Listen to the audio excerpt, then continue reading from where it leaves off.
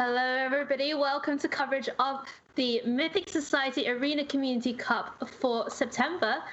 We are playing Standard this month, which is very, very fun, as you might all imagine right now in the current tournament, the current, atmosphere. My name is Hayu, and I'm joined this week by someone who used to play a lot of Magic at the pro level, Jarvis Yu, and behind... That is not what we said to introduce him as. And behind the veil, also, we have the mightiest linguini herself, Caroline Kavanagh. So you can't see Caroline right now, but she is here. We are bringing you coverage of the top 8 of the Arena Community Cup, sponsored by the Mythic Society. And so we are going to jump in with all three of us casting in a world-first premiere event. Hayu, Jarvis, and Caroline all doing coverage of the top 8. So, for those of you who don't know, the Arena Community Cup is a monthly tournament run by the Mythic Society. It is open to everybody who is subscribed to this very channel, the Mythic Society Twitch channel. And it's actually really cool. So the prizes do come in credit for the Mythic Store, which is the store that is associated with the Mythic Society. But if you're subscribed at level 1, you'll win your regular prizes that are advertised for this event. But if you're subscribed at level 2, you can actually double your prizes. And if you're subscribed at level 3, you actually get to triple your prizes. So it's actually a really awesome, I think, format where you get to scale your prizes based on how much you're putting into the Mythic Society. So, Jarvis, Caroline, we're looking forward to a top 8, and this standard format is, pretty dominated by these Omnath decks, and we're seeing a lot of them represented in tournaments, in top 8 of the tournaments this weekend. Jarvis, maybe you could just tell our viewers a little bit about what is making this deck so oppressively dominant. So I think. I've played against the Omnath deck a bunch on the ladder, and I've watched a lot of people play it. The deck itself, I think the problem is twofold. Omnath, yes, you can interact with it as a 1-for-1 creature, but a lot of the decks, you don't want 1-for-1 removal versus a lot of what they're doing. Genesis Ultimatum, Uro, both very resilient to 1-for-1 removal. So even if you try to attack them by explaining the fact that a ramp deck has a lot of air, they'll just go over the top of you with those cards that are immune to removal, such as Genesis Ultimatum and Uro. So I think that's why even if you play like a heavily disruptive Sultai deck, the matchup's not actually that good for you, and I think that's why we're seeing this deck dominate.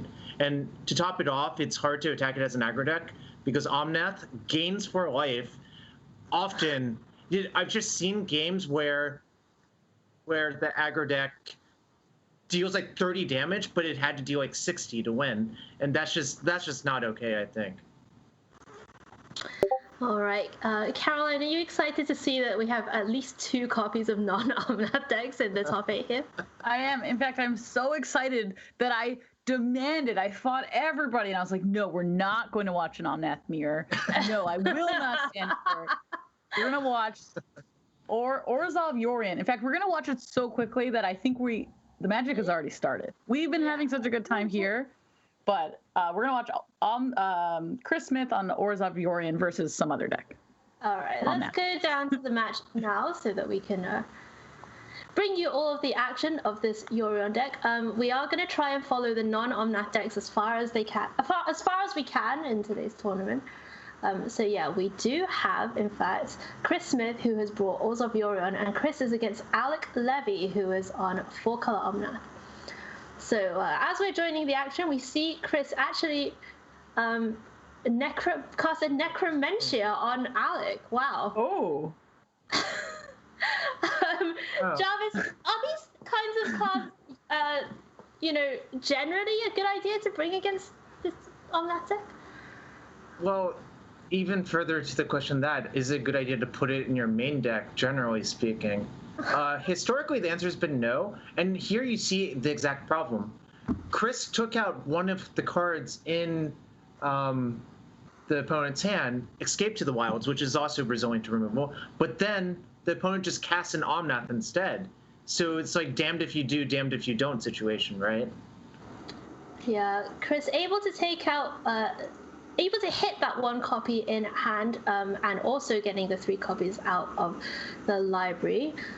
Alec actually following up with a second copy of Omnath after the first one gets Heartless acted. And Caroline, do you think, what do you think about these decks that are trying to bring removal against this Omnath strategy?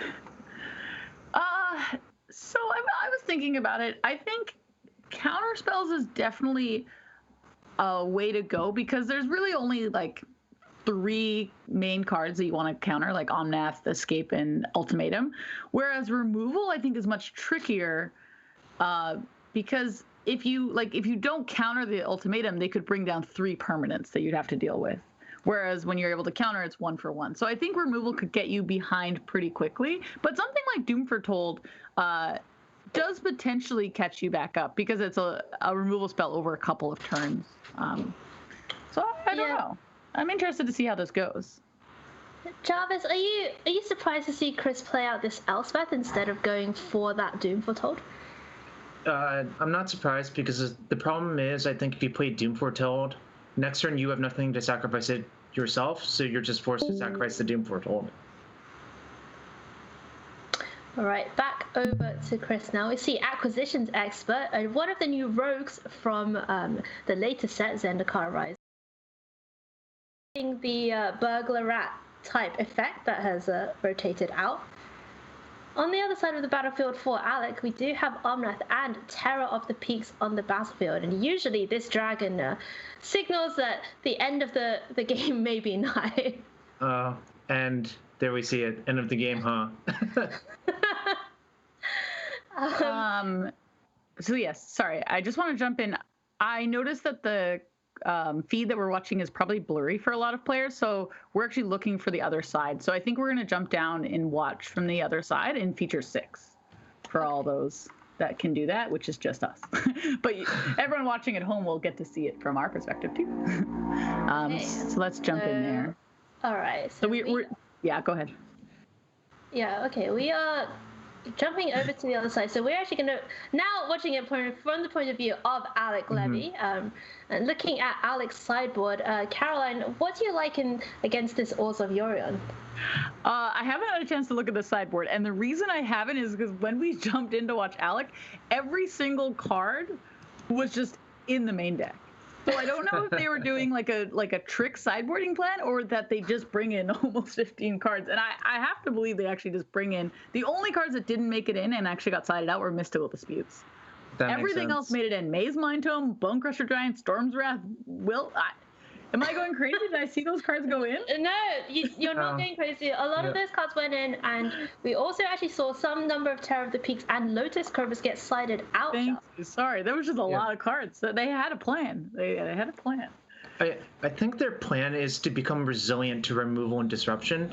So the problem with Lotus Cobra and cards like that in postboard games is they're not threats. They're very they're keys to speed you up, but they're not good if your opponent's just trying to interact 1-for-1 with you, because potentially what could happen is you just end up with all top end you just end up with only mana and nothing to do with it, right? Alec has definitely avoided that problem in this hand here. Double Felidar Retreat, double Omnath, Genesis Ultimatum, and Uro ready to go. We see a copy of Felidar Retreat hit the battlefield. Chris also taking a little while to set up. Here is that first Acquisitions Expert. Hey, look, Burglar Rats. All that joke. I really love Felidar Retreat in this matchup. I think it's one of my favorite cards, and I appreciate that Alec has it in sideboard instead of the main deck, but this is a perfect matchup for it. Holy cow. I agree. It's fantastic.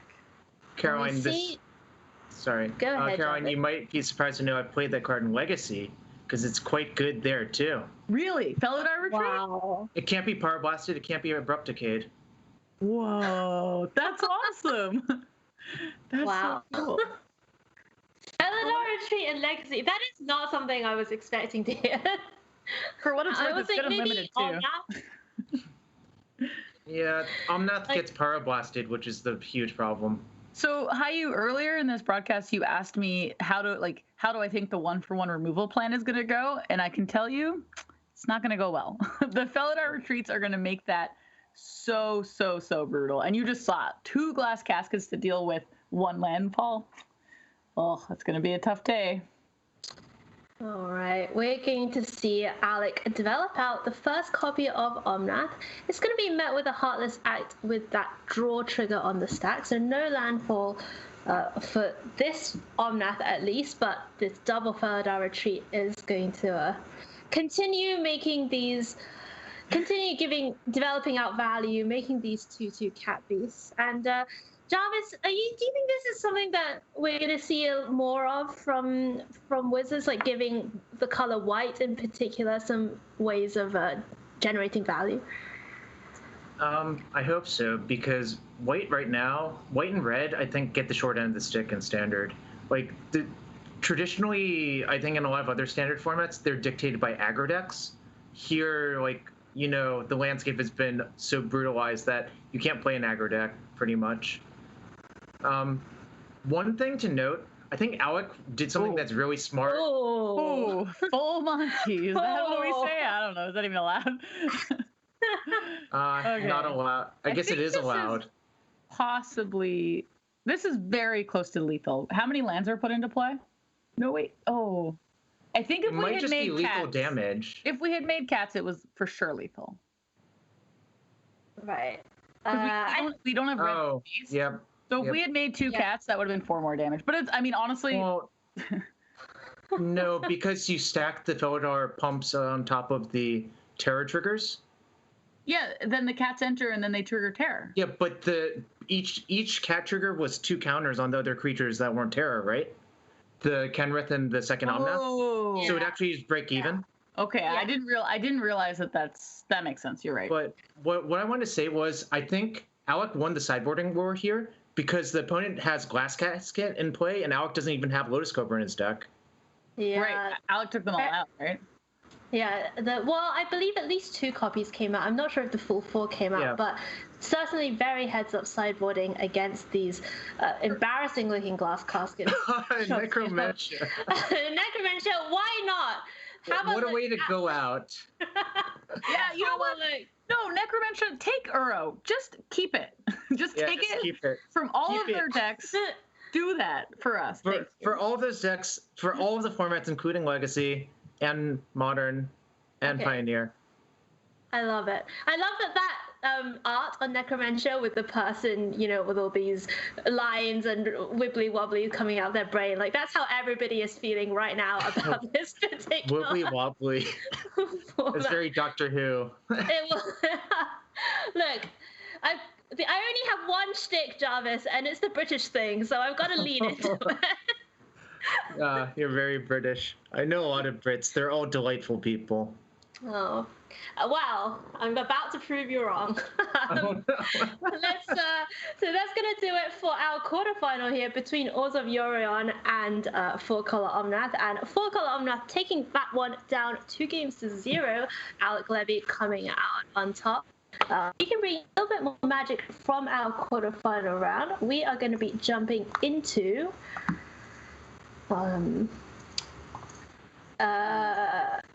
so this is feature 4. This is Todd D versus Zach Dubin.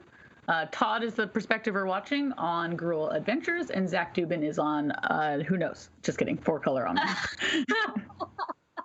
Okay, so Todd, our last remaining non-4-color Omnath player in this top 8. So we are definitely going to try and root for this plucky hero, and this is something I never thought I would say, rooting for Gruul Adventures and aggro decks, but I say it all the time. Oh, I know you do. Yeah. So we see Todd has got a couple of 1/1s, one Edgewell Innkeeper, and the Kazandu Mammoth, the new Modal Double Face card from Zendikar Rising. Zach Dubin on the other side of the battlefield, playing out this Terror of the Peaks on turn number 5. So for what it's worth, I actually unless Todd can remove it, which doesn't look like that's happening. Terror could just be like a smattering of removal spells, like pinging down all of Yeah. creatures. So this could be really good for Zach Dubin. I was thinking the same thing. Traditionally, the Gruul deck is not good at killing a 5/4. Right. I mean, Thundering Rebuke has helped that, but this is game one, so I don't believe that there's any of those hanging around. Are there any fight effects in this list? Checking. Yeah, there's one Primal Might. There's one Primal Might and one Shatter Skull Smashing, which we're not quite at. Two Ram Throughs. There's two Ram Throughs. I love that. I'm a big Ram Through fan.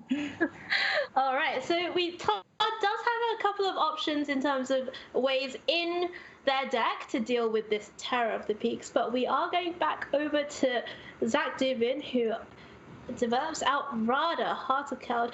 Jarvis, Radha is a card that cropped up in a lot of the early versions of this list, and maybe some of the newer versions we're kind of seeing her less and less. Can you, why might that be?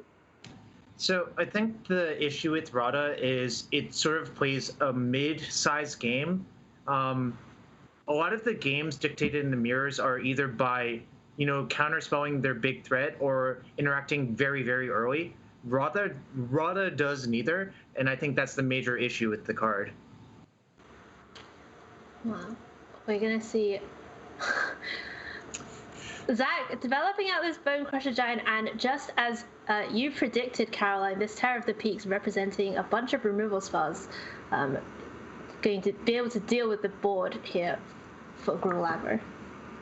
Yeah, it's not looking fantastic. We can play a lot of things this turn, but unfortunately one of our better threats like Robber, no chance of getting in, and all of our cool stuff is out of there. That Edgewall Innkeeper would have been pretty powerful had it stuck around, but I don't know. I mean, Embercleave will get us out of any situation, I've been told, so... It's a tall order here. No, I'm pretty sure that's how it works. Embercleave wins the game. Okay. Zach is sitting at 7 life, so I guess that was going to be my next question, which is that, what are the ways, Embercleave may be aside, for this deck to kind of get that last few points of damage through? Yeah, I think it pretty much has to be Embercleave, though, because without any sort of evasion on the Gruul creatures, it's just pretty easy to block all of them.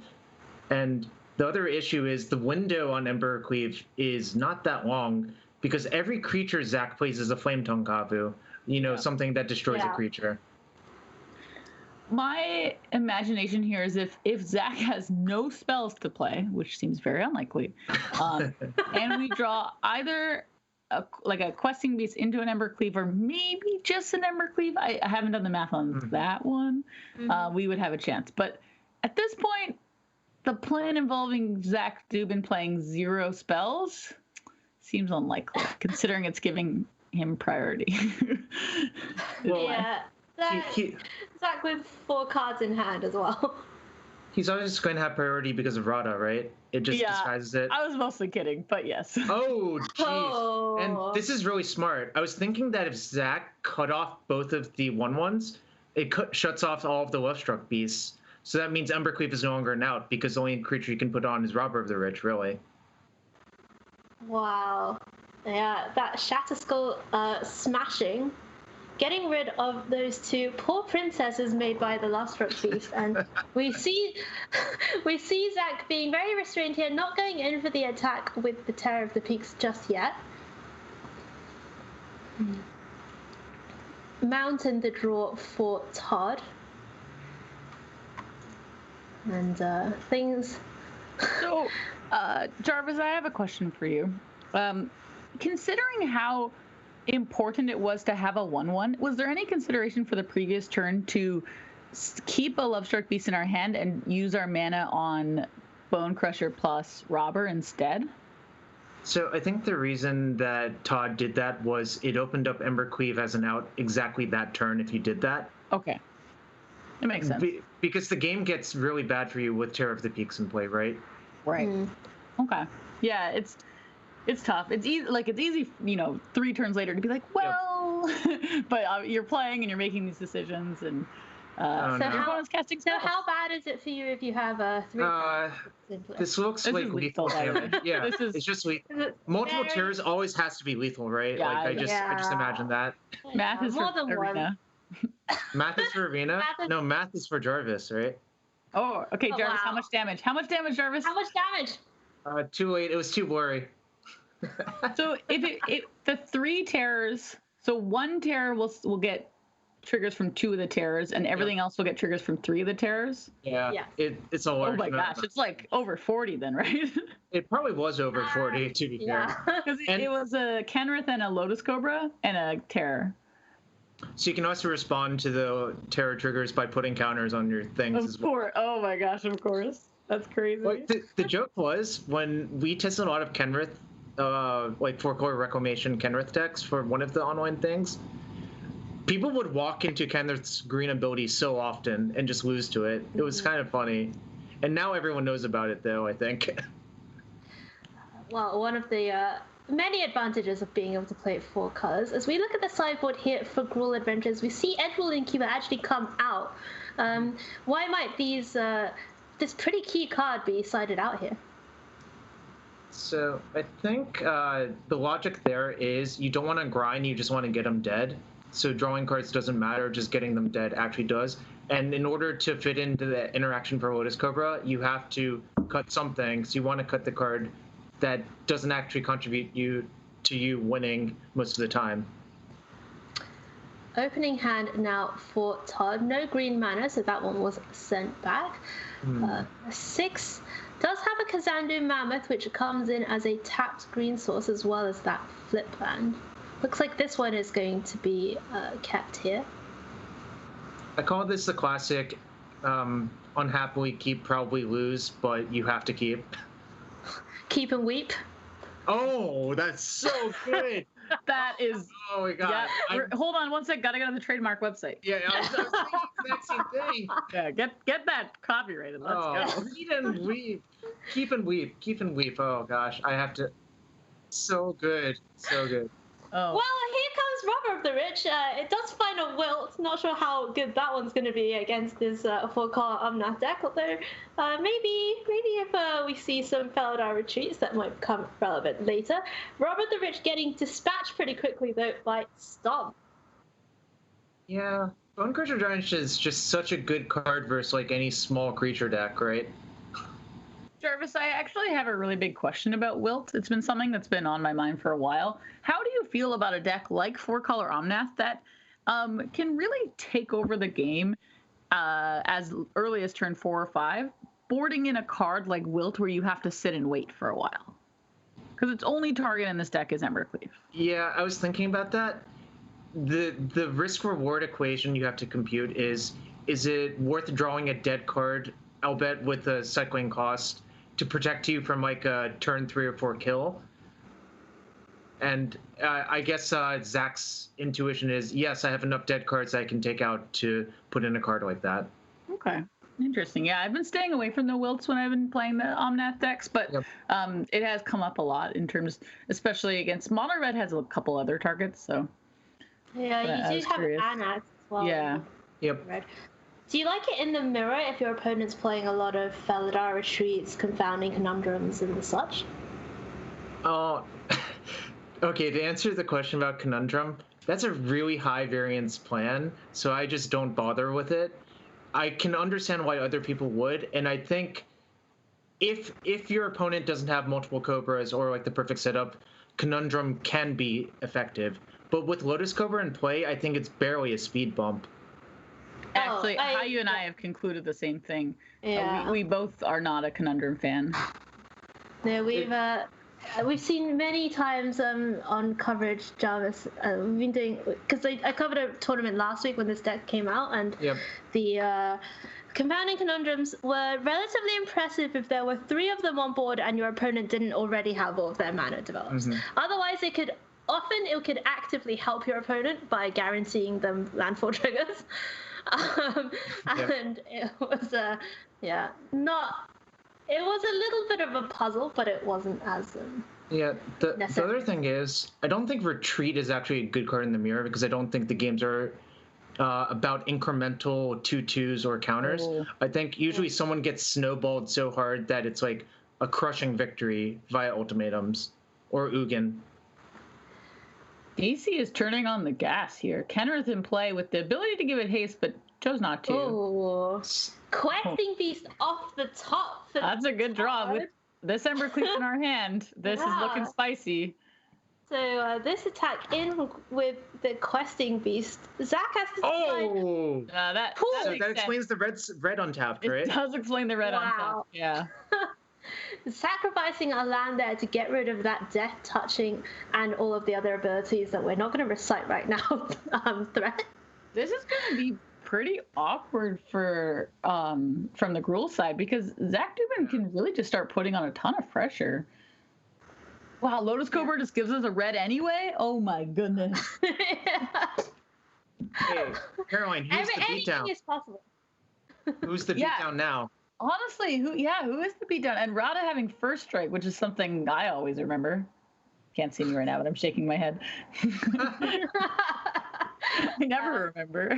Why does it have first strike on your turn? It's so weird. Here's Todd untapping now. Does have that Ember Cleave in hand. Elder Gargoth available as well. Gonna get that one down on the battlefield. And well, I guess you can't really. Wow. Elder Gargoth is one of these cards that we have seen fulfill the meme of he attack, he protect. But also he died to Doomblade. Well, the 4-color Omnath has a lot of things, Jarvis. The deck has a lot of things, but it does not have a Doomblade. Doomblades, yes, that's true. Well, unless you count Terror of the Beaks. Yeah. But you know what can? You know what Kenrith can do? Kenrith can make it big. Kenrith can go big. Oh, that is a shattered skull. It has Doomblades. It has a double Doomblade. Oh, it has a that was a huge Shattered Skull smashing that from Zach Dubin. That's gonna be 2-0 for 4-color Omnath. So unfortunately, both of our non-4-color Omnath competitors in the top 8 falling at the first hurdle here in the quarterfinals. Can we talk about that a little bit?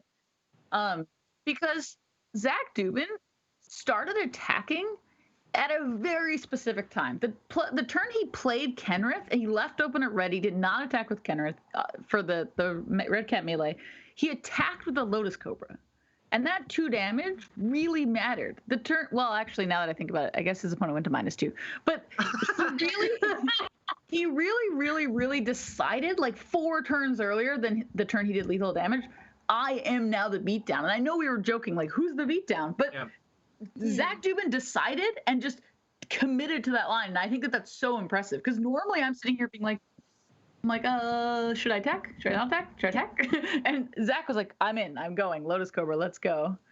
All right. Looks like we're actually going to be able to bring you a little bit of more magic here from the quarterfinals. We are jumping into a 4-color Omnath mirror. It's going to be Bobsy against Luca Moretti, and we are watching it from the point of view of Luca. Both players have just developed out Ugin the Spirit Dragon, and Bobsy's copy of Ugin actually did wipe the board except for Bobsy's own Omnath. And then we now see Luca's Ugin ticking up to 9, targeting the opposing Ugin. So that's where we are in this deciding game number 3 in this mirror. So Jarvis, what are some of the key turning points in this mirror match? So specifically this specific mirror, both of them have Ugin, not Genesis Ultimatum. It's hard for someone to actually explode out of nowhere, right? Because you lack the ability to put 5 big permanents into play at once. Here, I think you're going to have to see a little bit more of the 1-by-1, put 1 permanent in play at a time, or maybe 2 or 3 permanents into play off of, Omnath, generating extra mana or whatnot. And you see Omnath making blue, white, red, green, but the question is, will there actually be anything to do with it with 1 card left in hand? Caroline, what's your view on this board state here? So unfortunately I've not been paying attention to the board state because I was actually digging the deck list, and I think this is super fascinating. I don't know if Bobsy, is that what we're going with? Bobsy or Luca have tested together or just insanely came to the same conclusions. Their 75s are so close. They both have 4 main deck negates. They both have exactly 1 Spanish Skull Smashing, 3 Escape, no ultimatums. They both have 4 Shark Typhoons in the sideboard. And many, many, many other similarities. So I'm so curious to, like, did they just reach these conclusions together or separate? They have 3 Ugins, by the way, which is more than any decks I've seen. And I'm extremely fascinated. This is so cool. Yeah, they are both actually playing a pretty interesting list, as you say. Not only 4 negates, but also 3 mystical disputes in the main. So a full 7 counterspells in the main in this particular build. I think that came from an SCG yesterday, if I had to guess. The 3 Ugin, 4 negates, 3 mystical disputes? Yeah, because I was at least talking to Ari earlier, and he said, "Oh, I played the 7 counter mirror," and I'm like, "What do you mean?" And so that implies that this deck came from somewhere. That's awesome. No, that's so cool. I just I had not seen a list. I've been paying attention a lot to Standard. Whoa. Oh, Elspeth Conker's deck out of Bobsy's deck, and that is going to do it. Lucas scoops it up. We were not expecting necessarily to see this, the Elspeth Conker set making it in these decks, but here we go. That is on the stack, and Luca concedes immediately. So pretty explosive finish to that particular mirror. So let's work off the premise that they found this deck on SCG, right? And I don't know if the list, we don't know where it came from, but I don't know if the list had an Elspeth Conker's deck, but I can tell you that only Bobsy has it. So let's say that they found the list and they're like, oh, this list is missing an ECD. And how good did it look there? Holy cow, that is awesome.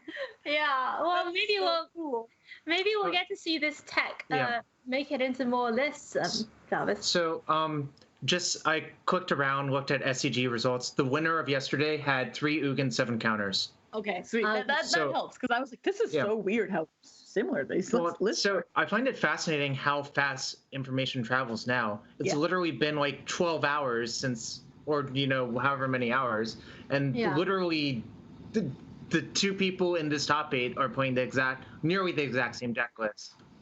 And honestly, I think that's where Standard, like, there's a lot of percentage blame to go around, including Wizards. You got a lot of pie. But playing so much Magic, what we're doing right now with a regular arena ladder, and then these tournaments, like our tournaments and other series that are just like jamming events as many weekends as we can, and information like MTG Melee and other sites that are sharing all these deck lists, that does help us reach conclusions a lot faster. That doesn't mean that those cards should have been printed in the first place, but no more is the time where it takes you 4 FNMs to even get 4 Omnaths. Like that was what it was like for me. Like to even get a copy of a mythic from a new set, it took weeks. Like other than buying it on Star City, but like if you're trying to trade for it, it took so long. Or buying it on the Mythic store. Oh, yeah, I was gonna say. My bad. I would never do that. That's why I was saying I would only trade or buy it on themythicstore.com. That brings up a great point, Caroline, which is that all of our viewers, if you are subscribed to this channel, or even if you aren't, you should definitely check out the Mythic Store. They have not only MTG singles for you to get your hands on the latest meta decks, but also a whole load of merch. You can't see Caroline right now, but she is wearing a Mythic Society hoodie. And there are also, I believe, tank tops. I believe there are also beanie hats. So like all sorts of Mythic Society merch and other Magic-related items. Me. They're called toques. They're called toques? Toques. That's what I asked Pastel to put on the born and bred in Vancouver, they call that. Can I just talk about the Mythic Store? As much as I obviously misspoke with the other store, I actually really did recently purchase a deck off, cards off the Mythic Store, and it is the first deck I have ever officially owned. I actually borrow a lot of cards. Is it Tron? Yeah, it's Tron. Duh. Obviously. So I already have the Tron lands. If you follow me at all. Wait. How many Urza's power plants are in your deck? Yeah. And how many others mine? I don't know. I'll get a judge to let you know. And I actually used the store, and I had once I had stuff shipped to the U.S. and that the shipping was okay, but it was a little tough. It was during like July, but in the most recent shipping, I ordered something before I got back to Canada, and my cards were waiting for me when I got home, and it was amazing. So I would really recommend it. They have a really cool waitlist feature too, because they are growing as a store, so they don't have every card available. And so I actually have a couple of the like bigger cards, like Karns and stuff, just chilling in my waitlist. And just once a week, I just go check my wait list, and it will tell me when a card is ready. So awesome. Yeah, so definitely check out the Mythic store if you can. We are going to take a quick break before we come back for top 4 matches. We will let you know who has made the top 4 when we get back. And spoilers now, it is going to be 4 times 4 color Omnath. So to me that sounds like 16 color Omnath in the top 4. Okay, so apparently we're actually not going to take a break because we chatted for so long about the Mythic Store that our matches are in fact nearly ready to go. So we're going to head down and see some semifinals action here at the Arena Community Cup. So we're not quite ready for Magic, but what we are ready for is to talk about what cards. Okay, so the players for the semis are getting sorted. What I want to know, Hayu, and I want to know, Jarvis, what are your plans for tomorrow evening? In the sense that what do you think you're going to be doing? Are you going to be reacting to a banning announcement? Are you going to be reacting to a never mind, everything's fine announcement? Like, what do you think tomorrow, Monday, will bring from Wizards of the Coast? Either of you. I guess I'll go first. I would expect a ban. The way they worded the previous announcement makes me think that they are going to take action. And if you look at the win percentage of this deck over multiple tournaments, it's north of 70%, even with the targets on its head. I think that's pretty unhealthy. People have tried stuff.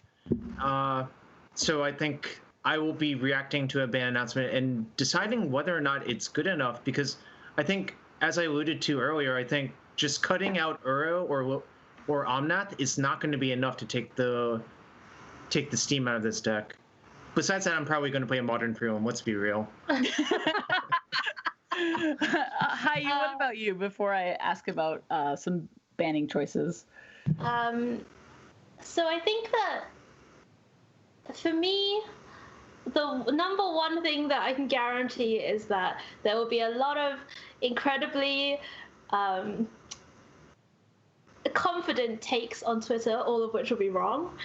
And there will be a lot of quote unquote big mood there. There will be a lot of quote unquote discourse about the new standard, the bannings, etc. And I'm looking forward to turning off my social media feeds and not reading any of that, because I personally find all of the furor around these mistakes, if we can call them mistakes, that sometimes that we see out of the R&D and play design, like, I find it incredibly overblown. And I find it, if they need to take bans because of results, I understand that. I think that's healthy for the format.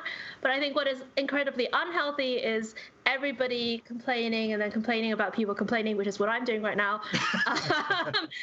And the whole bowl of negative soup that we are forced to drink on Twitter. So I am going to be avoiding that.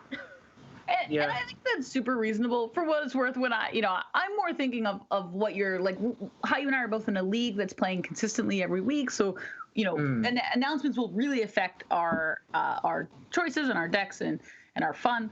But we actually have some Magic to show people. Nice. I don't know how excited people are about this. Hopefully you're excited. I'm always excited to watch Magic. I'm finding out who it is, but we are definitely going to be watching it on Omnath Mirror, so we can talk about that. So we are actually going to be watching it from the point of view of Alec Levy, who we featured in the previous round. Alec is going to be playing against Kyle Housley, and it is a full-color Omnath Mirror. Alec is on the list that it is a bit more traditional. It does have the full 4 Genesis Ultimatum with a couple of nods to the mirror with a Thundering Rebuke and 2 Mystical Dispute. Kyle's list, on the other hand, it goes for the full 4 Confounding Conundrum in the main deck as the potential strategy in the mirror. Okay. So this is a little different than what we saw last round, I guess.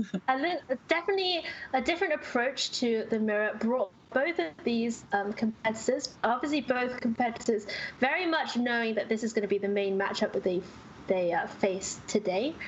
So Alec, it looks like, has a lot of lands and 2 copies of Terror of the Peaks in hand, whereas Kyle does have the Lotus Cobra on board, but we're yet to see what Kyle has going on, and it is going to be Omnath, Locus of Creation. Not a bad one. Ooh. Oh, and here's the first Confounding Conundrum, but we'll see whether this card is impactful at this particular stage of the game, Jarvis. Yeah, it's kind of weird. I think Alec's hand's not very good, but there's a small chance that Kyle folds to double Terror of the Peaks just in play, right? Alex.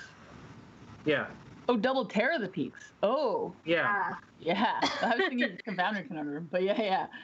Oh. This is game 1, right? So there's no real removal. There's no great removal to get rid of this Terror. Yeah. That's what I was thinking about. Yeah, I'm looking from Kyle. Kyle actually doesn't even have the spike. No, not spike. Shattered Skull Smashing. Yeah. So well, Genesis Ultimatum might be good enough. All right. Kyle, spinning the wheel, finds a copy of their own Terror of the Peaks as well as Lotus Cobra. So that's going to be at least 1 trigger when it comes down. I believe. As well as many landfall triggers. This is like another ultimatum if there's another one in Kyle's hand, right? Oh, a lot of red mana being made. Oh, lots of red mana being made. 4 Spikefield Hazards? 4 Spikefield Hazards would be an incredible feat. Oh, okay. So, second copy of Terror of the Peaks means that Alec is going to scoop this one up. I think the story of that game was unanswered Lotus Cobra was just too much to deal with, right? Yeah, we did see that. I agree with you, Jarvis. And especially that second Lotus Cobra coming off the Genesis Ultimatum. Looking at the sideboard now, we see Negates and Thundering Rebukes coming in, as well as Maze Mind Tome. Tell us a little bit about what role this card fills. So, I've seen that card off and on over the years. Or not over the years, over like a year, but it's felt like years. I'm sorry. So the more reactive a game gets, I think the better Maze Mind Tome gets, if that makes sense. Because what you want to do is look for specific cards, play a slower game, and not get blown up by counterspells. Playing Maze Mind Tome lets you deploy something cheap under all of the counters and sort of just gas up that way. I just want to point out again, because it happened almost the same as last time. Alex brought in, I think, like 10 to 12 of their sideboard cards, again, with the 3 retreats, the negates, etc.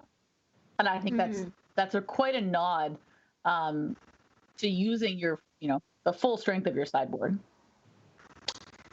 All right, looking at the opening hand here for Alec, it's going to be 5 lands, Genesis Ultimatum, Bonecrusher Giant, and Uro is coming to join the party as well. So no early development, really, apart from this Uro, Jarvis.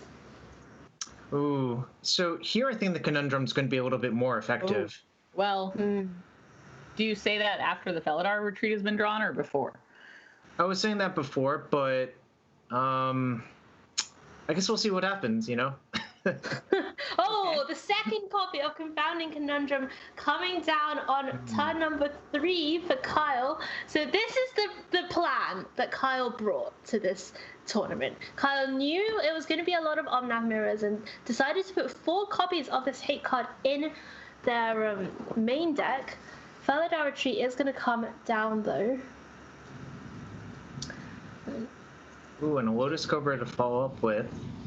If you have a Fabled Passage, you can play an Omnath this turn, actually. But how about an Evolving World? Yeah, that's going to be one less mana, so you can't quite play Omnath, but you can play it 3-drop. Maybe we'll see what happens. Yeah, what 3-drops does Kyle have? Cultivate Really makes sense. There we go. Cultivate. I didn't even. The decks are so different these days, which is funny to think about. Yeah, there are a lot of different builds. We've seen some decks with many cultivates, some decks with 0 cultivates. You know, we see, like we were talking about before, Rada, even Felidar Retreat. Yep. Not in every single build. So I kind of want to highlight something I noticed here is both of these players are playing Magic as close to the paper experience as possible. Neither of them have styles or sleeves, and I kind of love it. I love that they've just gone full.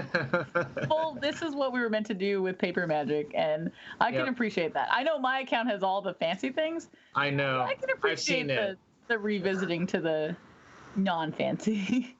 I mean, I think even in paper these days, you'd be pretty surprised if someone brought these naked card backs to the table. Fair. That's fair. Here comes Terror of the Peaks, laughing at the Mystical Dispute and Negate in hand for Alec. Definitely. Poor spells. Yeah. And Alec having to develop out their mana in the traditional way, one land at a time. Does have a small army of cats now, though. And a giant. Okay, a small army of cats and a giant. So at what point, Caroline, are you supposed to stop making tutus and start putting counters on? And I think Alec actually was asking themselves the same question because they weren't sure what to do with that third cat. I would do it on the turn I plan to attack, which at this point is not yet. There's a possibility we might want to Uro and potentially play 2 lands just to get those 2 counter triggers, meaning we can attack through the Terror. I don't know. We don't have enough lands to do that, unfortunately, so I'm not sure. So Terror of the Peaks is actually going to attack this turn. Ooh, so are we, though. The way open, yeah, for a big crackback, and Kyle all the way down to 10 in this game number 2. So any land now is just, like, in theory, lethal. Yeah, except Uro is going to get to take out a creature because... Okay, in my defense, this was before Uro was played. So the fact that the front side of Uro gets you this Terror trigger that does like a 6 damage Terror trigger. It's so brutal. Wow, and that's going straight to the face here for Kyle. And we'll see whether Kyle has enough cards in the graveyard to escape this Uro, because that might just be lethal by itself. Oh, yeah, if Kyle could have escaped it, it's just lethal. Oh, yeah. Okay. Oh. So the other Uro trigger went straight to our face? Yeah, it is. Yeah, so that's going to do it. No Mystical Dispute here for Alec to take care of this Uro, and it's going to be 6 damage to face, and that Terror of the Peak representing the last 3 damage. And that's going to do it. 2 games to 0 to Kyle. And I want to highlight that the same thing that happened in Zach Dubin's match was happening here. Kyle decided at a very specific point to attack with Terror, even though they took way more damage on the crackback. They took 10 on the crack, and this has to be because they had this Uro in their hand. So they had this game plan in their head already, and I so appreciate that in these mirrors. You can't really just sit around and decide, should I attack now? Like, you need to know, this is how much damage I can do. This is when I have to start doing it. And I think that is extremely impressive to play with a deck as complicated as the 4-color Omnath deck. Yeah, certainly lots of decisions to be made, lots of sequencing as well in this particular decks.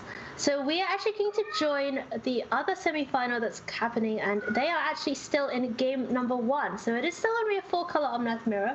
We have Zach Dubin against Bobsy. Bobsy with the superior art styles, of course. Now that I see them, never mind, they're great. Yeah, and it does have the double Lotus Cobra, so as much mana as Bobsy could want, despite this confounding conundrum, Jarvis. Yep. And, wow. That's a good one. Ugin, the spirit dragon, hitting the battlefield. Will Bobsy decide to get rid of this board here? Yeah, this is actually super interesting because Mm-hmm. the Ugin can't even get a free. Oh, okay. Okay, well, so this is a little bit awkward. Because of how Lotus Cobra made the mana, you had to play the Ugin pre-combat and not get. So a lot of the times you would just free roll the attack, right, and see what happens, and play Ugin and wipe everything. But you can't do that here. Right, because of the Lotus Cobras making that mana for Ugin. Exactly. So now that this has happened, I assume you're just minusing 5 on the Ugin. Yeah. yeah. So Ugin resetting the board here. Zach Dubin just 2 lands in hand, nothing else going on. Meanwhile, for Bobsy, 2 arrows in the graveyard at least, alongside those 2 cards in hand, and two cards we don't know about. And 42 life. Oh, and 42 life. I hadn't even noticed that, Caroline. And an escaped Uro is a great follow-up. Yeah. So Bobsy, we think, in the driving seat for this particular game. How did we play Ugin? Oh, Omnath off the top, though, for Zach Dubin. To answer your question, I think it was Cobra, 2 Cobras, Fabled Passage, probably. Oh, and the Conundrum Well, downstream. Okay, thank you. An Omnath also on the battlefield as well, so I believe... Wow, that's so... I was like, there's no lands tapped. How did we even play Ugin? My goodness. Yeah. Standard is something else. So Zach does find a copy of Omnath into a copy of Lotus Cobra. Is that a Field of Ruin? I thought so, but it's hard to tell upside down. Is that card even... I thought card rotated. No, I believe that is Field of Ruin. They reprinted it in... I'm going to say Ikoria, but I could be wrong. Because it could be that Bastion card. It's, no, Crawling Barrens, or... Yeah, that one. It does look like it's 3 words. Yeah, it does. As Bobsy plays out a copy of Kenrith for themselves. Interesting. Actually, that card's kind of fascinating because... Field of Ruin is in Theros Beyond Death. That's what it is. Theros. Is so interesting when a 4-color format that plays very little white sources in everyone's deck. Wow. Ugin, combined with this Spikefield Hazard, actually going to take Omnath out before blocks. And Zach Dubin left with just a lonely Lotus Cobra to defend against this pretty scary army coming out of Bobsy's. Yeah, unfortunately, while we did join the match late, I do think that we probably missed a decent amount of back and forth, considering that Bobsy did end up somewhere in the mid-50s, mid-40s, I should say, for life. But eventually one player will spew out more things, and that's what Bobsy managed to do in that match, or in that game. Sorry. Looking over at Zach's sideboard now, we do see a lot of counterspells, 6 counterspells in the side. To complement those Confounding Conundrums, we see Wilt actually in as well for Zach Dubin. And Scavenging Ooze. What do we think of Scavenging Ooze in the mirror? So I understand the role of it, but I kind of think that's the wrong axis to fight on. Ooze, I think at its core in these mirrors is to fight Uro, right? Sorry, I want to talk about this Felidar retreat. It got left behind. It got left. It didn't make it in. Did not make it in. It got sided out? No, it goes back to something that Jarvis was maybe saying earlier about Felidar retreat. And its role in the mirror. Yeah, Jarvis, what is your thoughts on that? So my thought on Felidar Retreat is that it's a very mid-ball sort of sized threat. It can't be disputed, which is nice. But I think at its core, I think a lot of games, especially versus someone who has Ugin the Spirit Dragon, you're really not going to want that card. Yeah. So I believe we also saw Zach Dubin submit 62 cards to sideboard. I would need to get confirmation on that because I'm not sure, but I believe that was the case when he hit submit. We have seen some of these mirrors come down to decking before, so I wonder if it was deliberate or whether it was just too many goodies to try and fit in. You've been there, done that.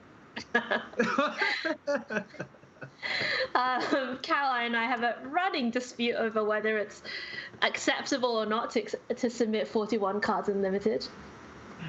I have grown up and have acknowledged that. Wait, Caroline, were you a 41er? Yes. It is possible Oh my God.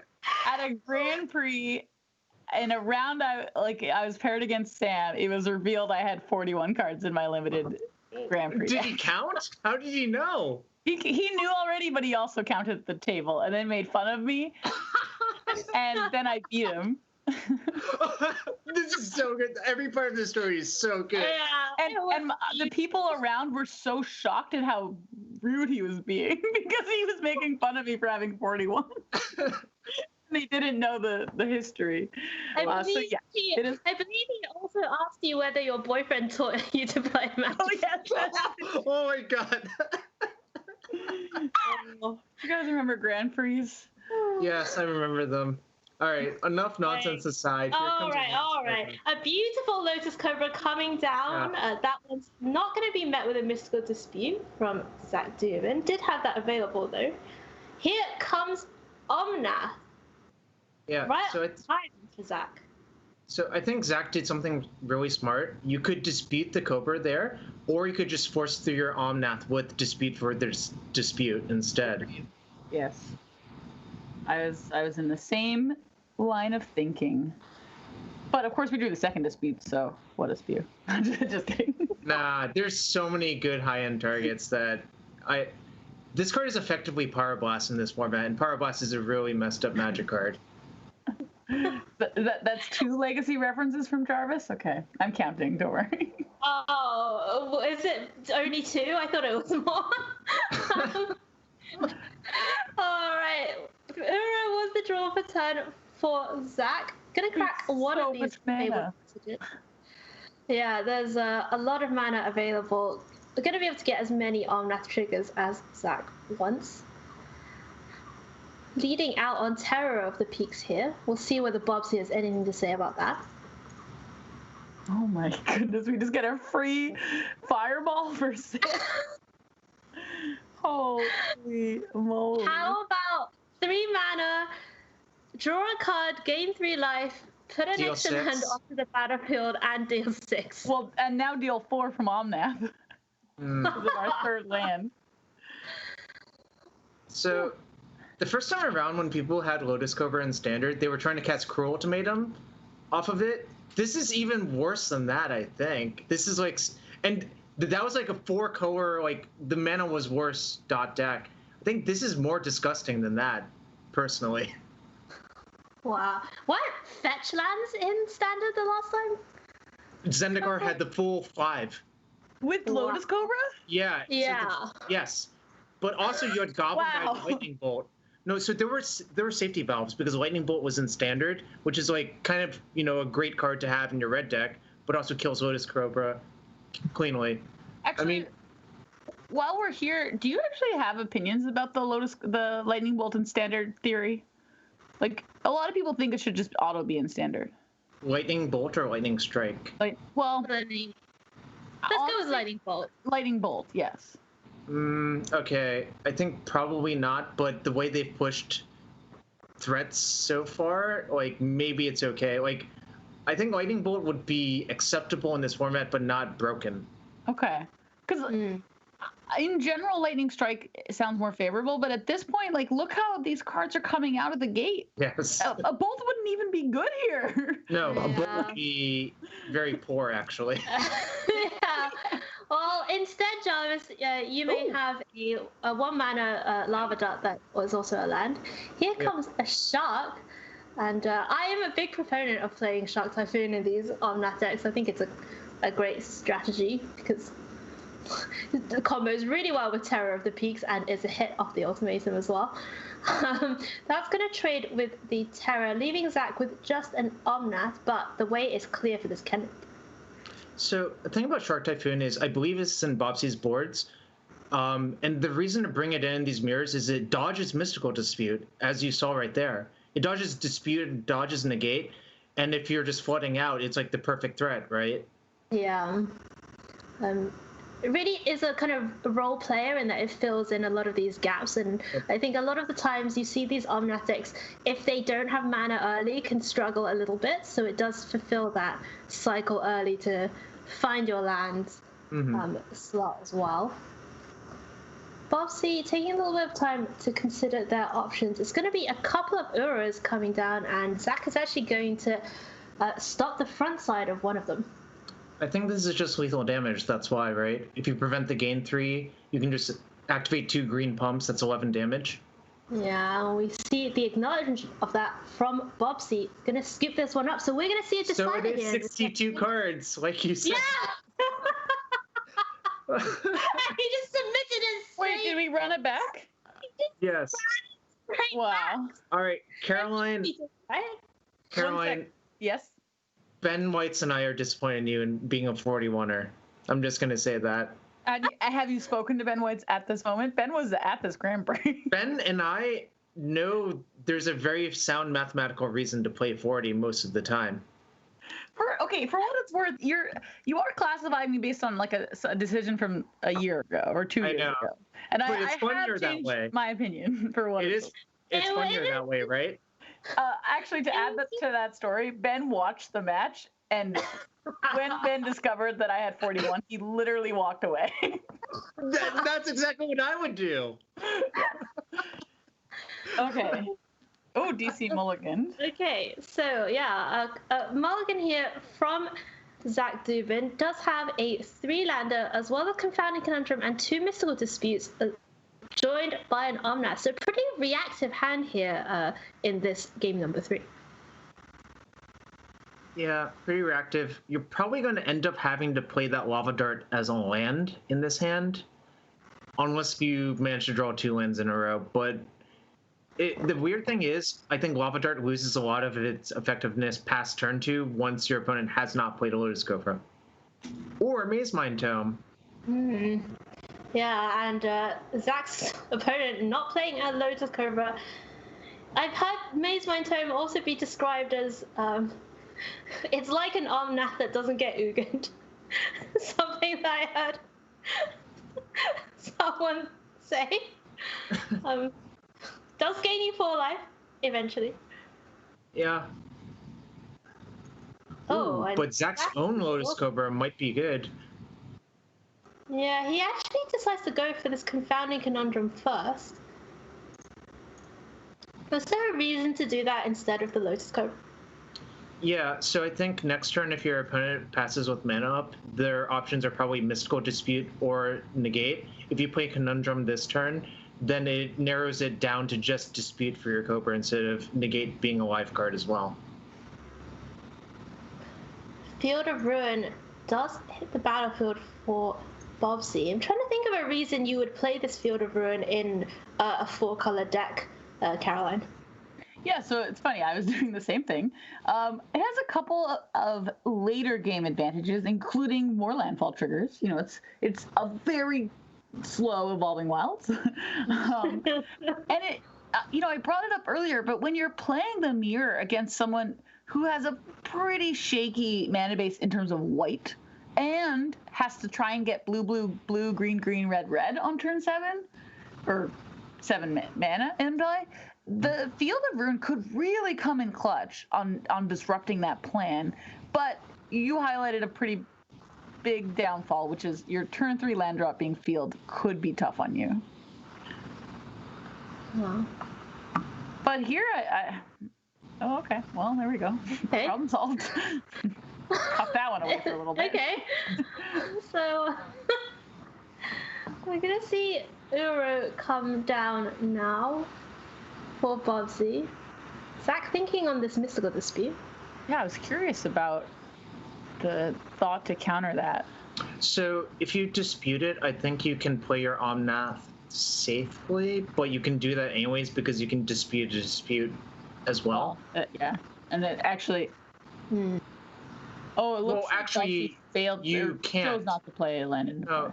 sorry, you can't, because look at Zach's mana situation. You have to make white off of the Cobra, so you can't have blue up for dispute. Right. So that would have been the reason to dispute it, and I think Zach was thinking about that. Okay. Right. That makes sense. Their mana's not always perfect. Well, Zach's mana about to take a step closer to being perfect here with this Dryad of the Elysian Grove coming down. And this is another one of the flex slots in this deck, Jarvis, where we see some players favoring the Dryad and some players leaving it aside. What's your view on that? I think personally, if I had to build the deck, I would not play this card, but I understand the reasoning.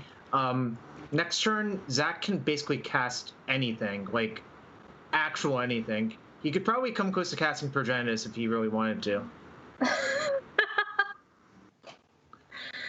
Oh, don't give R&D ideas. All right, so this saved up Mystical Dispute going to find a target here in this Omnath. Jarvis, I feel like this line of playing the Dryad and holding up Mystical Dispute really played to what you were, you caught noticing, hey, the mana is a little sketch at the moment. And I think Zach Dubin was really able to navigate through that turn and should likely be able to play their Omnath unimpeded on their turn.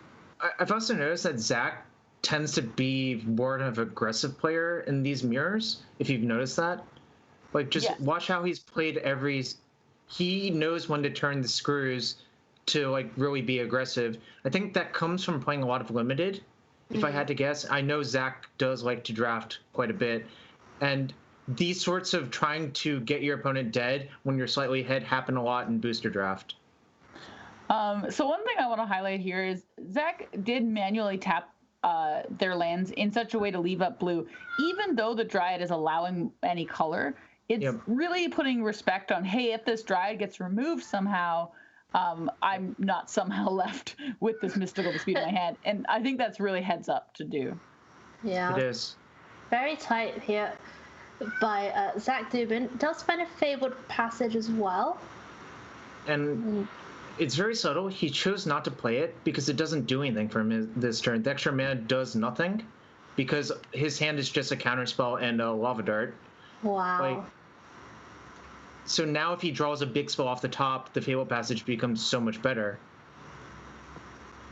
And Zach Dubin does have the second Mystical Dispute for the second Omnath out of Bobsy's deck. So Zach pretty out ahead in this third game in the semi-finals of the Arena Community Cup. Scavenging Ooze the draw. So here, the fact that every land can tap for green, I think it's going to be a big deal versus the opposing Uro. Yeah. Zach quickly able to take away the Uro, but will have the option to just clear out that graveyard, should he choose. One of the I don't like Dryad of the Elysian Grove that much. I felt like it's a card that really eventually will get pushed out of these Omnath decks, but this cool benefit of just chilling with your Fabled Passage is a pretty cool advantage for sure. Ooh, are we gonna spike it, or do we just eat it with? No, I think the Ooze is just gonna. Yeah. And the Scavenging is actually managing to do some work here in this particular mirror match. Yeah, for sure, and a beautiful Scavenging Ooze to that. I honestly can't even tell what's going on in that art this full. I can't either. It's just like some green ribbons. It's ooze. It doesn't have any sort of features. It's just like, whoa. I mean, that's kind of cheating, isn't it? Really, for art. It's like, wow, it's just a blob. Is this our spike field target? Oh. You should count how much damage you have showing to decide, I think. So it's 4, 7, 8, 9, 10, 11. You can eat 3 creatures, so that's 14. I mean, it's sort of appealing to spike it, but we'll see what Zach does. I guess you also just can do it next turn. Like, you can eat everything now and then go to your draw step. Actually, you can eat a lot more than 3 creatures for what it's worth, because you can But eat the Lotus Cobra. I don't think there's more than 3 the Lotus- creatures, right? There's two Omnaths and an Uro. We just Yeah. ate the Uro, and then the Lotus Cobra will go. It doesn't exile. It, No, we won't. just It will exiles. exile. Yeah, Yep. the My Spike Lord bad. has it. Will Oh send it yeah, to the that's the exile one. zone. That's how it gets rid of Uro. My apologies. Of course. Yeah. Do we have any creatures in our graveyard? Probably I not. don't think so. I don't. Sorry, in believe Zach so. Dubin's graveyard. Okay, never mind then. So, So this is 10, 14. Yep. Okay. so Zach, thinking on this end step Spike will have it. Yeah, it's 2. Oh, Genesis Ultimatum Okay. off the top. So, Cat. and your opponent's only showing red mana untapped. So you know Yeah. it's safe. But Well- Lotus Cobra can make blue off the Evolving Wilds fetch, so it's not necessarily safe. Okay. Well, we'll see whether Bobsy does have a negate in hand or not. Or um, Mystical Dispute, I think, also works, right? I believe there's a second land drop to be able to make enough mana to play around. That's what happened there with the Spike Field for sure. So, actually, what you could have also done, which is really unintuitive, is you can force the issue by setting a stop during your draw step, spike the Lotus Cobra, see if they make blue, then just go to your main phase. Oh. That's a... It would have been a pretty cool line, but here we are. Lotus Cobra is going to make blue. Yeah, I'm not sure I would have seen it either. But it avoids this exact situation, right? It also actually avoids Mystical Dispute too. Yes, I believe that. Yeah. Because then there would be no blue mana. Yeah, the mana will empty between phases, so. Yeah. And I think that play, Jarvis, is really a play coming from a pretty entrenched paper Magic player, Yeah, because exactly. in paper it's really easy to just decide, like you draw your card and you say, I want to chill in my draw step for a second. In Arena you have to pre-decide, and that's tough. Yeah. Yeah. Well, to be my fair, APM is not very fast. to be fair, MTGO would also force the same problem, because most people don't play with a stop during their draw step. Yeah, I guess that's Yeah. right. I mean, some players do. That one feels a little easier because you set it once. Yeah. Whereas But- here you have to set it each time. Yep. So I'm just saying this is something that you're not going to see very often, but was, I think, almost certainly correct for Zach to do here. So, Bobsy, in the last legs, perhaps, of this mirror match, Desperation Uro trying to draw something, finds an Omna, but sitting at 5 life. I believe we'll have a landfall trigger to go up to 9. And, but some blocking is going to have to be done here to prevent lethal damage. This scavenging is looking pretty decent. Like I know we had feelings, and we Yeah. know that not every game it's gonna look like this, but it has looked fantastic in this current. Like having full access to green and eating through 3 Uros, that's been pretty positive. Yeah, the combo with this Dryad of the Elysian Groves, pretty impressive. A lot of the time when you see a lot of these decks play, especially a lot of pathways, there aren't that many individual green sources. Oh, Wow, Kenrick that was- off the top for Zach. This is probably lethal, but you have to look for it. Yeah, they all have trample, so it's super lethal, right? Yeah, I can't Yeah. imagine. There's a 7/7, a 4/4, and a 5/5. That's So Yeah, you there's- can just there's add only up their 6 powers. toughness. Yeah, you just So add up their 15 powers. damage, yeah. Yep. There's Yeah. only 6 toughness on the other side of the we've battlefield. got 9, 16, 17, 18, 19, 20. So Yeah. So, That- go ahead. Yeah. oh, well, I mean, super lethal was called, and I was actually having this discussion with Zapgaze Mani Davidi on his stream last night about what the difference between lethal and super lethal is. And apparently the difference is that if it's more than lethal, it's super lethal. So, yeah. Is that just showboating? No, I'm just checking. I think what I would classify super lethal as lethal you don't have to count. Oh, Like, right. you Okay. draw Kenrith, you put haste, you're like, this is lethal, I'm Gucci. And I think regular lethal involves some sort of thinking. It might not be actual, like, let's add this up to 20, but you're like, hold on, is this lethal? That's the difference for me, if that's helpful. I don't know. So there's plenty of super lethal cards in Historic then. Critterhoof, Behemoth, and Mux's Goblin Grandee. Yes. Those are definitely super lethal. All right, that's gonna do it for our semifinals. We just saw Zach Dubin take down his mirror against Bob Seat 2-1, and earlier on we did see Kyle Housley come out on top of Alex Levy 2-0. So those two people are going to be your finalists in the Arena Community Cup for September. It's going to be Zach Dubin against Kyle Housley. Let's just find out whether we're taking a break before we get into the finals. So it looks like things are good to go. Both players are ready to play, and I kind of like hanging out with y'all. So just stick around for a little bit. Yeah. Okay. Well, let's not go to a break. We'll stick around. I guess let's just give the team behind the scenes a little minute to get these features set up. In the meantime, Jarvis, after Monday, let's say 4-color Omnath is gone entirely as a deck. Okay. What are you looking to play? Temur Adventures. And in fact, the last event I was supposed to play before COVID was GP Detroit. That's literally the last standard deck I have sleeved up. Too. Actually, it's really funny. I don't remember what I was going to play at GP Detroit. I definitely was going, but I do not know what I was going to play. What deck am I sleeving up? I think straight up the bat, without doing any testing, any variant of mono green or Gruul aggro is where I want to be. But those decks do have a bad Adventures matchup, so probably wouldn't go well for me. We do know who's playing in our finals. Do we want to chat about that at all? We did already mention the two players that are going to be playing in the final, but we can maybe have a look at their different builds of Omnath if we have time. Yeah, let's pull up a deck list. All right. Okay. So let's have a look at Zach Dubin's deck list first of all.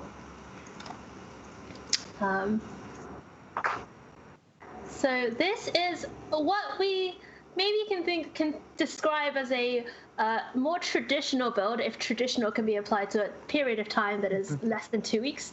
2 copies of Kenrith, 2 Bonecrusher Giants, 3 Terror of the Peaks, along with the 4 ofs, the Lotus Cobras and the Omnath, and 1 Rada still in the deck with the Dryad of the Elysian Grove. And then in terms of the big spells, 3 Escape and 3 Genesis Ultimatum. So looking at this list, Caroline, does this reinforce what you and Jarvis were saying about Zach approaching this with a more aggressive slug? Yes. So typically the Terror builds, so Terror of the Peak builds, and Kenrith being in here as well, add to the aggressive side because you actually do have a really faster way to kill your opponent should things line up. So I can see that being, Zach Dubin's main play is Terror equals kill my opponent.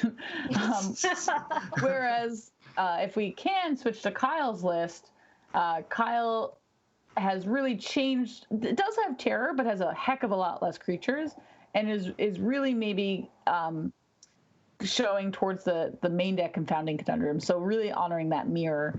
And I'm curious to know what the Terrors are like in Kyle's list, considering that there are just a heck of a lot less creatures than than Zach Dubin's list. Yeah, it is interesting. It is just going to be the 4 Omnath, 4 Lotus Cobra, and 4 copies of Uro.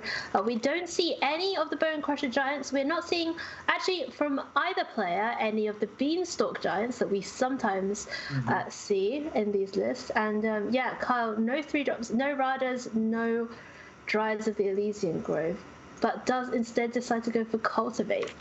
So are you a little surprised by any of these choices, Jarvis? I am. I sort of think once you lean into Conundrum, maybe you shouldn't lean so hard into Terror of the Peaks, right? it's sort of like those are sort of orthogonal game plans. They don't really work that well together, if I had to guess. But at the same time, like Conundrum cantripping, it's low cost to put in your deck, right? Hitting it off Genesis Ultimatum at least nets a card. He does have maximum Uro for Terror of the Peaks, so that's one thing that is a nod to Terror. So I think if this is reasonable, probably would choose not to do this myself, but it at least is within the realm of possibility, right? Yeah.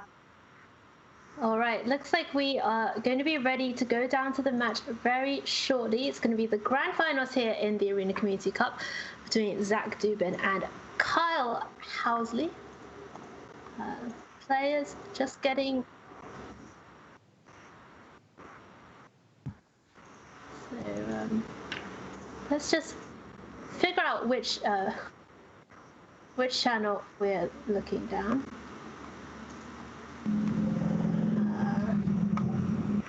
So let's just get confirmation on whether we're watching it from the side of Zach Dubin.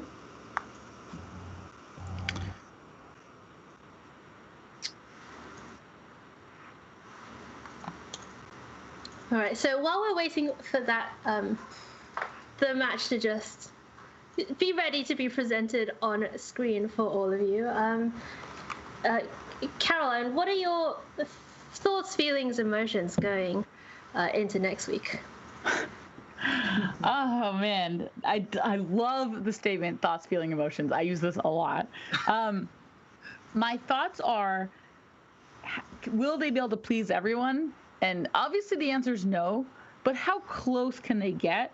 And my fear is these days, in terms of the Twitter, which you kind of talked about it earlier in the show, was I just don't even know if they'll get close to getting even 50-50 because everyone gets so upset so quickly. So my thoughts are that. My emotions are, can I remove that part, which you've even talked about, and just focus on what will my standard look like? And that's my feelings. All right, so I think we're now ready to go down into the feature match. We are going to be watching it from the point of view of Kyle. Players have already just gotten started a couple of turns ago in game number 1 of the finals. Zach already with a Lotus Cobra out on the battlefield, being joined by a Dryad of the Elysian Grove. For Kyle, 2 Confounding Conundrum and Uro in hand, as well as a few lands.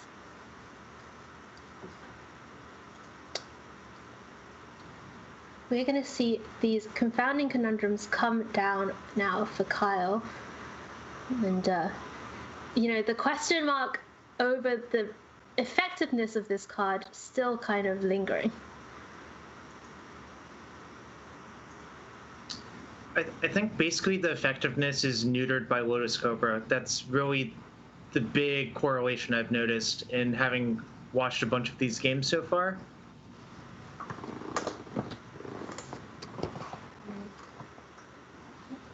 Yeah, especially when there's one copy on the battlefield.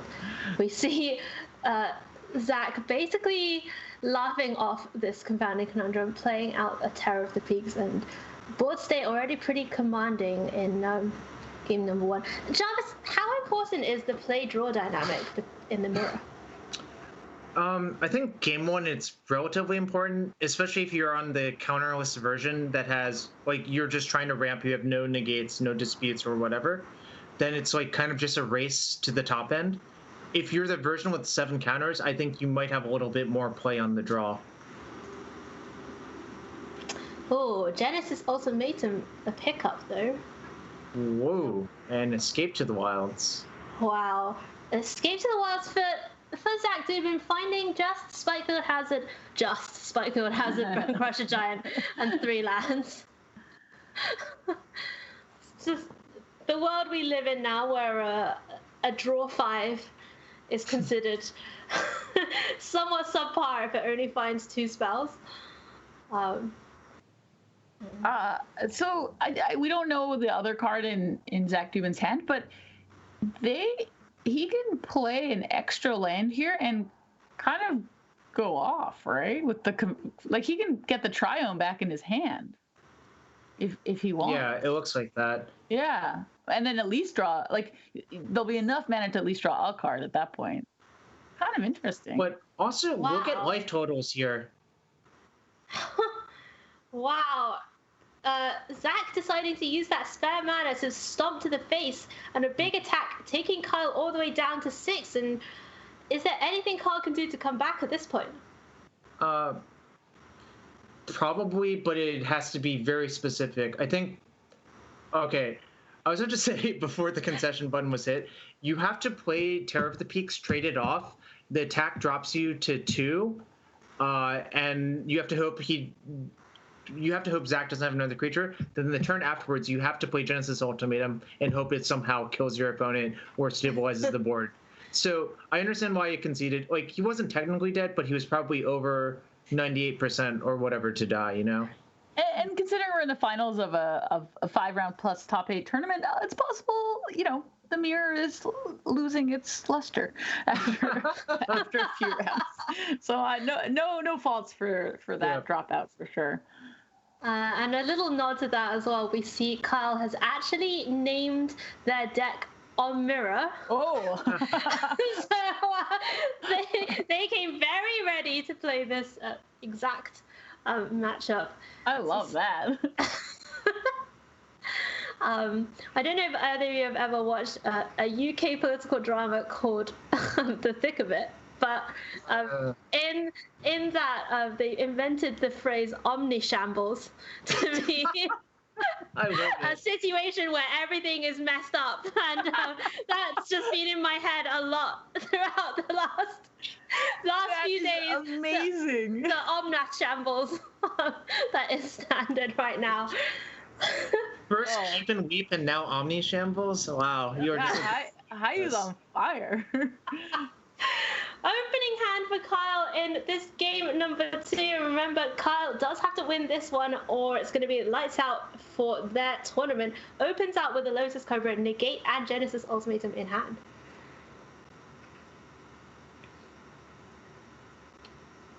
Oh. Spikefield Hazard the draw now. How insane is it? On turn 3, Kyle had access to 5 mana should they need it. 5 mana of really any color. But unfortunately, you couldn't do anything with it. True. Also, cool. I'm only adding up to 4, right? Because all of the fetches are tapped. Oh, right. Yeah, I was afraid that turn 3 so into the play. In original Zendikar Standard, 5 on 3 was stock because of Arid Mesa, Scalding Tarn, and the like. But here, it's 4 on 6, right? Or 6 on 4. Yeah, which unfortunately is still not enough to do anything. Especially if you play the planes right. Wow. There, I was just gonna comment, like, these white sources, you know, unconditional white sources, or should I say conditional to white source only cards, can sometimes put a spanner in the works for the development of these Omnath decks, which is why I guess I was so surprised to see that Field of Ruin in the previous list. Back over to Zach now. We see Zach. Oh, go ahead, Jarvis. I was about to say, are we going to see Zach's signature Dryad? Oh. No, it's going to be Shatterskull smashing, just X = 1, really respecting this Lotus Cobra on the other side of the battlefield. I think that's really smart, because if you look at Kyle's lands, they are not dual lands, right? They're just 4 essentially monocolored lands. So killing this Lotus Cobra might cause a lot of problems. Kyle, thinking about whether to fight over that one, decides not to. And Evolving Wilds to pick up. So Kyle really not very much to do right now, just going to wait until this Genesis Ultimatum is online for now. And something to note about Zach is we did see Zach, manually tapping the land and just all the time, every time making sure that There's never a slip up in terms of leaving up a potential mystical dispute or at least representing that possibility. Mm-hmm. So in the previous match, we saw one of the mirror opponents have all of the Shark Typhoons in. I kind of wonder if Kyle went the same route, because here I would assume Zach has a bunch of reactive cards and Shark Typhoon shines when it's all reactive cards. Yeah, Kyle does have 3 Shark Typhoon in the sideboard. We haven't seen any yet, but... Yeah, I don't recall if they made it in or not, unfortunately. So this is a bit of a draw go, but maybe Zach Tubin's about to force some action? Maybe not. We did see Kyle draw that copy of Escape to the Wilds and decide to sit on it for now. Negate, not the ideal card versus Omnath. To be honest, I've been feeling really off about Negate in these matchups because while Genesis Ultimatum and Escape are awesome targets, Omnath isn't. Omnath and Uro and Lotus Cobra are not. And I fear that games get like this where an opponent can decide to play a different threat. Should they want to. So we actually saw a counter battle over that confounding conundrum here. Both players actually, really spending the resources fighting over that one. So you need to be really careful about arena tapping, because look at how many blue sources are tapped. This is yeah. Because, well, this is easily avoidable, obviously. Fortunately, Zach didn't have a huge punish, but with all those islands tap, if I have anything really good to cast, I'm slamming it so hard there, right? Yeah. This Plains for Kyle is actually really coming, kind of coming up. Not that we have the Mystical Dispute, but we were not able to Genesis Ultimatum holding up Dispute there because of the Plains. Escapes the Wilds going on the stack. That's going to be met with a Mystical Dispute. Yeah. It's going to resolve. Speaking of Mystical Dispute. So a face-up Mystical Dispute now for Kyle with that island on the battlefield. Omnath and the second copy of Escape was also found. So Kyle really getting the engine purring now with these.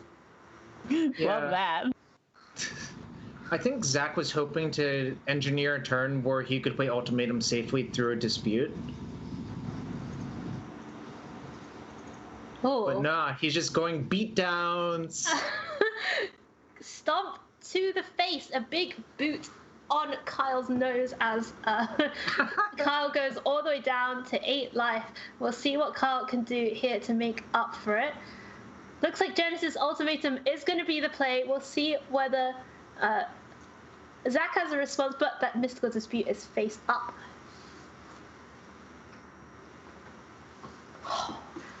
Is this a double mystical hit? Nope. Oh no.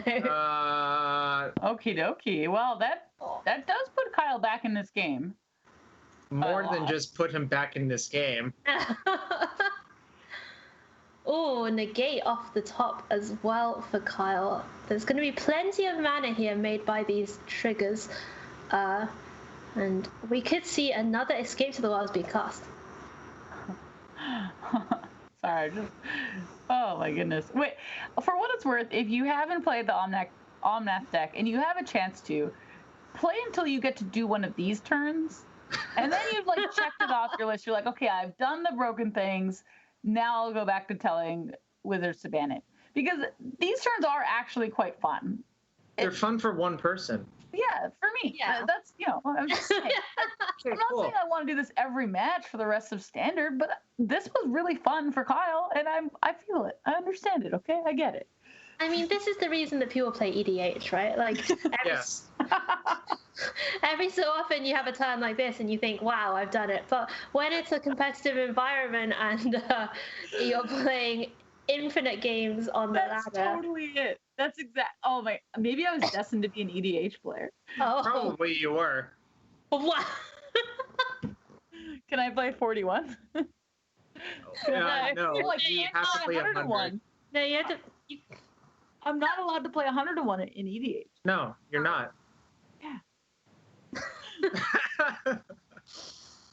So here comes Terror of the Peaks as well for Kyle, and wow, that one big Genesis Ultimatum resolving, really swinging things around, and all Zach can do is sit back and watch and maybe send a prayer to whatever spirits are watching over this. Do we have a land drop left? Oh, we do. No, we don't.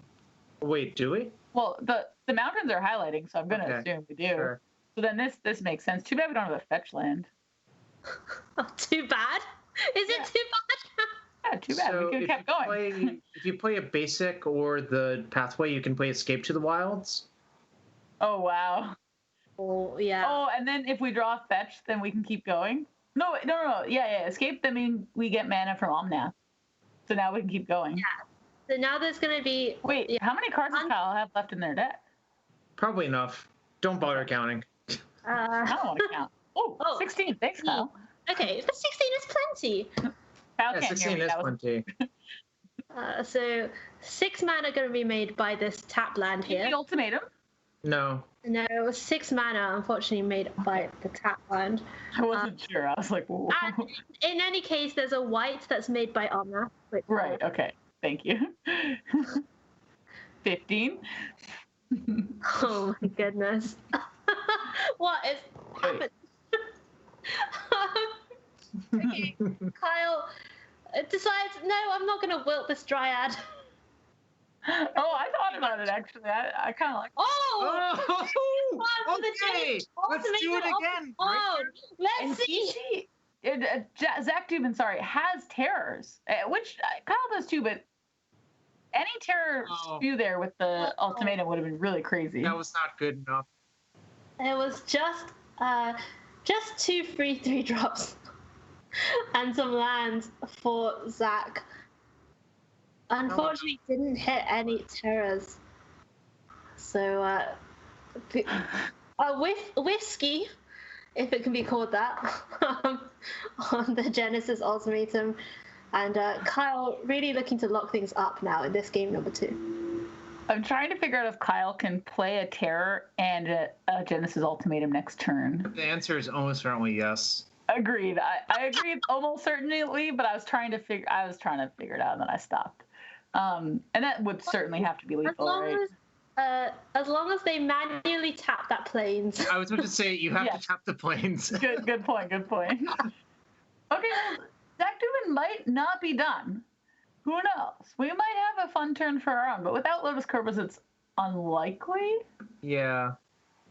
We'll see whether there's any... Put the Triome back, potentially, to draw a card. I was thinking maybe this could be a Terra, but it doesn't necessarily make sense. Good point.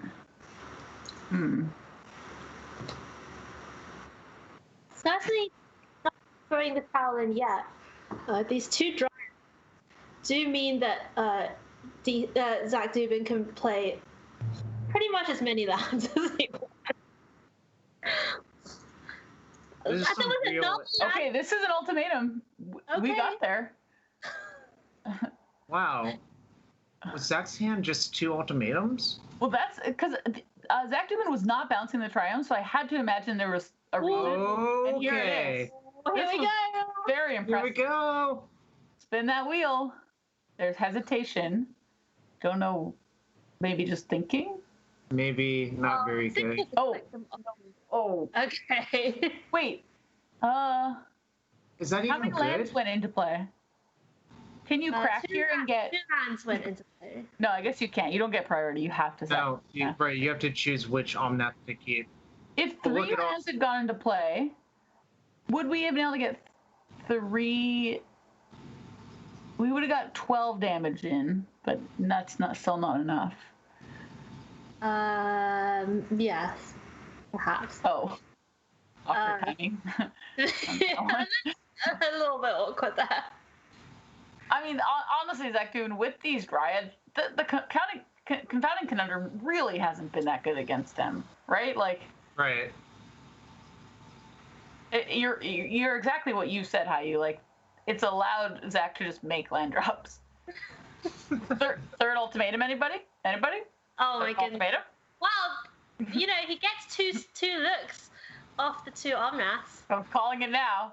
Let's go. Of course, they draw a card when they come in. Why wouldn't they? Let's go. There's definitely something, right? Zach is holding. Like, yeah, and he's still highlighting lands so that. I think. How about no you? Okay, well now I think we can't ultimatum. Go. Okay, well, Zach has found a Lotus Cobra. Okay, the mana pool being emptied means we are going to go back over to Kyle's turn. And These turns are so long. Yeah, well, let's remind the viewer that Kyle does have Terra. Uh-oh. Kyle, come on. Tap that plains. Tap the plains. Okay, Kyle's just going to tap manually for this turn. Not the plains. Not the plains, apparently. But we can still actually cast it, I think. But yeah, there's plenty of mana. There's plenty. Yeah. Oh. This is just a full smorgasbord of options. It is a little like finger buffet of. It's 6 damage off these creatures. So I guess we just remove 2 blockers. Or can we get enough lethal damage to the face? It looks like. Because we also have an Uro that we can cast from our hand, which is another 6. So that would have been 12. I think it's not quite enough to start going for the face. But maybe. Oh, hello. Yeah, this is going to be. We're going to be casting that one shortly. This is why I wanted to tap the plains for what it was worth. Like. Yep. It's just like we're gonna get a white off Omnath. There was just no need for us to keep that one around. But honestly, there's so many decisions in this deck. I can totally understand how you get to this point where you're like, what choices? Oh, favorite passage. Not finding a land, and also there are only 7 cards left in the library for Kyle. Can we ultimate him? I don't even know. No, I think you can because you're very likely to hit double terror, right? Oh, right, because we haven't seen that many terrors. Okay, yeah. I like that, yeah. So, land. Yeah, I mean, Zach Confounding Conundrum really is... we make green-red here. A kind of a joke here. So we're going to see... Oh, is this it? Okay, let's go for it. So wait, the peaks are the bottom cards? Did not hit either of the Did we miss them? Are they just somewhere? Are they not in the cards then, right? They may have been sided out. No, we saw them while fetching. Yeah, we saw them. Oh wow, that's wild. So this is actually scary now, right? Yeah, can Kyle even close this out? I think so. Can we do Uro shenanigans? Like we can make a ton of blue-green mana here, right? And then cast Uro from our hand and flash it back. That's 12 more damage. No, you're not allowed to cast Uro anymore, right? Well, not. Can't cast Uro because. Why did we draw 2 cards? What did we draw 2 cards? Because we put the conundrums into play. Oh no! I didn't. No. Hold on, Caroline. I think this is going to be fine. Okay. I believe this is going to be lethal damage. Walk us through. So you cast the first terror. Okay. That deals 5 to something. Okay. Say you remove a blocker. What if you just remove? Oh, but you can't attack with Uro, huh? Yeah. It's 10 damage. But how do we get across for the other 9? No. You know what you do? You play Uro, but you stack the terror triggers on top of the draw trigger. Okay, good call. Let's see if we can. And there is a mana out. Sorry. Arena currently is auto stacking triggers. Really? I have never seen a window for Kyle to choose the triggers. I think you can alter it in the settings, right? Right. But Kyle would have to do that before casting Uro, right? Let's see whether Kyle. Or do the terror triggers go on the stack after Uro comes into play? Why is he decking himself? Wait. Don't Wait. do that. Wait, Kyle, no. Oh. Oh wait, you don't Kyle. have to draw a card? No, you have to draw a card. Oh. Yeah, Kyle okay. scooping it up, but potentially could have had an out there.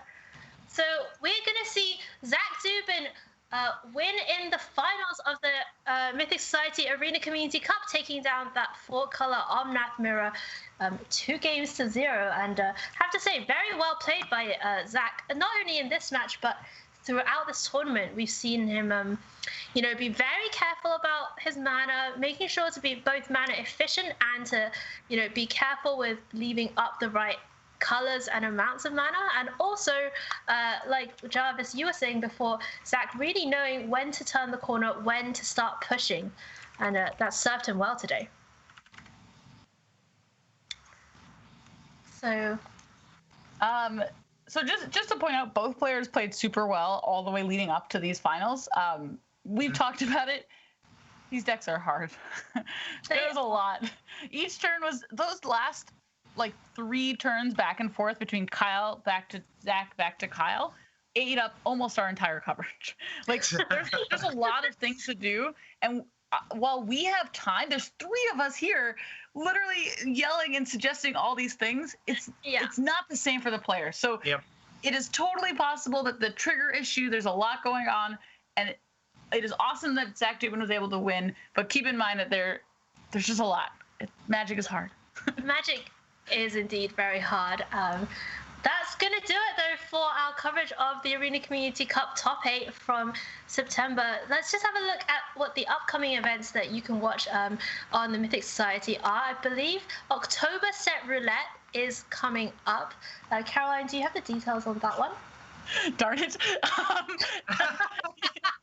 Yes, I can find them very quickly. Just give me 1 second. Basically, I know for sure that we are confirmed as always. We will have a set roulette in October, which will be? October 10th is going to be the reveal of the set roulette, and then the actual tournament is going to be a week later on, I believe, October 18th. So set roulette coming up in the middle of October. And for those of you who don't know, or maybe haven't seen these really awesome Mythic Society events before, what they do is they actually draw at random 6 sets from throughout Magic's history, and I believe some of them sometimes get excluded, like maybe sometimes the master sets don't make it into the draw, but then the players have a week to come up with a deck, a normal constructed deck that is only uses cards from those 6 sets. So it's actually a very innovative, very cool design. I know Caroline, you and Jarvis covered the last one, and that was some pretty cool strategies. Yeah, honestly, the set roulettes, every time we enter into them, we're like, okay, well, this one has this busted thing. And we think like, oh, maybe, I don't know, maybe it's going to kind of scope everything, like shape the format and be like, oh no, like every time there's busted. But each time there's just a new thing. Like last one we covered was just Valakut was the best thing. And then, I've seen Mana Drain and all these different cool cards, and I've never once felt frustrated by the end. I'm just like, that was really fun to watch Valakut do its stuff. Valakut didn't even win. Just to clarify, there is an October Arena Community Cup. It is going to be Sunday, October 25th.